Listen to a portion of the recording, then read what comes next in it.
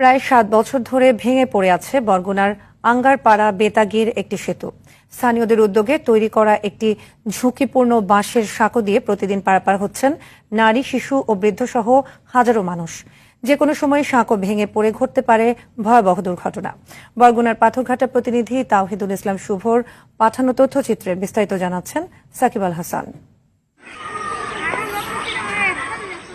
বরগুনা সদর উপজেলার আঙ্গারপাড়া ও বেতাগী উপজেলার চান্দখালী বাজারের মানুষের যাতায়াতের প্রধান মাধ্যম ছিল এই সেতু। 2019 সালে হঠাৎ সেতুটির একটি প্রান্ত ভেঙে পড়লে বিচ্ছিন্ন হয়ে পড়ে দুই উপজেলার যোগাযোগ ব্যবস্থা। স্থানীয়রা নিজেদের উদ্যোগে পাশেই কাঠ ও বাঁশ দিয়ে একটি সাঁকো তৈরি করেন। ঝুঁকিপূর্ণ এই সাঁকো দিয়েই প্রতিদিন নারী, শিশু, বৃদ্ধসহ হাজারো মানুষ যাতায়াত করেন। সেতুর বেতাগী অংশে রয়েছে একটি কলেজ সহ 4টি শিক্ষা প্রতিষ্ঠান। ঝুঁকিপূর্ণ এই সাঁকো পাড়ি দিয়েই প্রতিদিন স্কুলে যাচ্ছে কোমলমতি শিশুরা।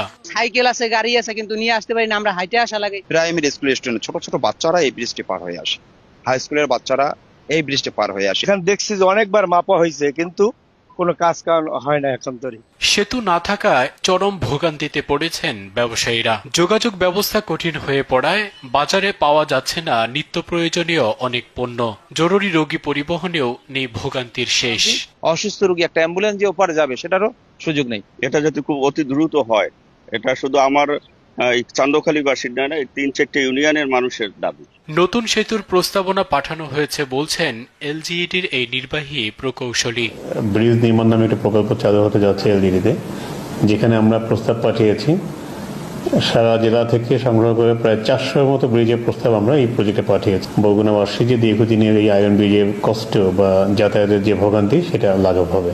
শুধু আশ্বাস নয়, স্থানীয়দের দীর্ঘদিনের ভোগান্তি নিরসনে দ্রুত একটি টেকসই সেতু নির্মাণ করবে সরকার, এমনটাই চাওয়া বরগুনাবাসীর।